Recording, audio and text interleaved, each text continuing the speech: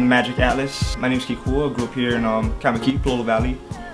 As far as crews, I mean, I don't really like to affiliate myself, but at the same time, I'm willing to work with, anyone of skill, anyone of passion such as myself. Definitely into beat making. I came up through playing instruments. I mean, I played instruments since I was a little kid. I mean, pretty much made my way through everything, and then eventually kind of fell into playing guitar. Definitely living in Hawaii, like reggae is a big scene, so definitely trying to get into more roots reggae and things like that. Definitely kind of boosting my skill in that regard. And right now, I mean, all of that knowledge that I've accumulated until then, I mean, it's definitely been a huge stepping point for me in making beats. I mean, especially because I've only had the machine and been officially trying to produce beats under the name of Magic Atlas in the first place for hardly even a year now. I'd have to say my biggest skill and my main tool for making beats has got to be my ear. I mean, that's every day, whether it be Pandora, whether it be just listening to the radio. I mean, my ear's always picking it up, always listening. I hear, I hear a little sample, I hear a sound, I hear something.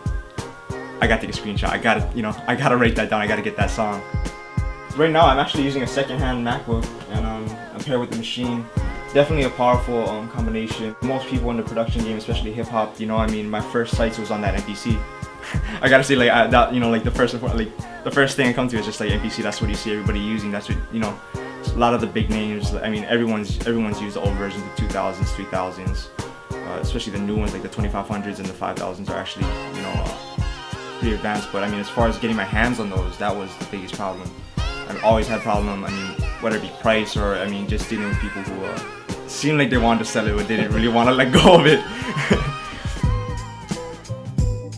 I'm a huge Preem head, gotta be. Definitely a huge Dilla fan as well. Definitely a huge influence for me, and I think with a lot of my beats, I've been trying to input a lot of the influence I've been getting from Nujabes and the late great, especially Dilla too. I mean, as far as hip hop goes, I mean, I've pretty much picked those up and stuck with them as long as I've gone, and I mean, I'm sure if you pick up a lot of their albums and you listen to it and you listen to my stuff, I mean, you'll definitely hear it. Especially gotta say Kanye too. I mean, he's huge, influential.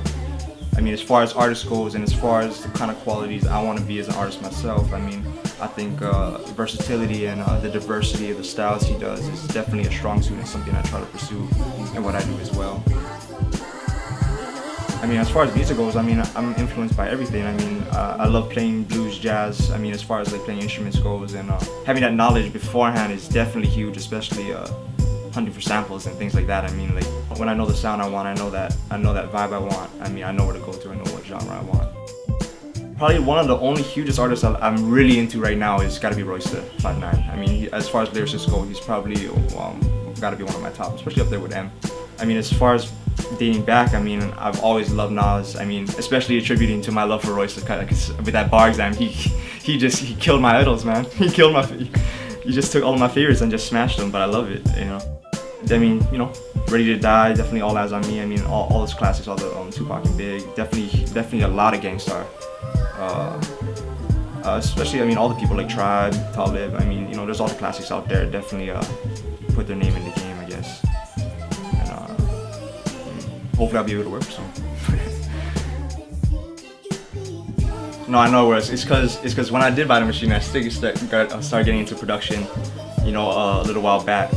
I did sign up for that Easy Music email list, and they're the ones who hit me up with that flyer.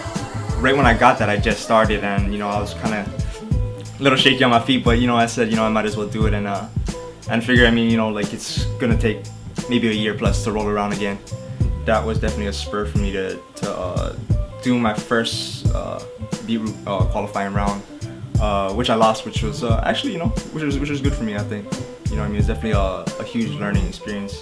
I think the biggest aspect too, I mean, definitely gotta give a shout to the other Beatroot contestant, Nate L. Who definitely did take a lot of time to help impart some knowledge on to me afterwards, and I like to try to do the same thing with anyone else who's trying to do the same thing like I am. I mean, try to impart any knowledge or try to be as helpful as possible to anyone who's trying to pursue that kind of passion as well. So definitely appreciate that.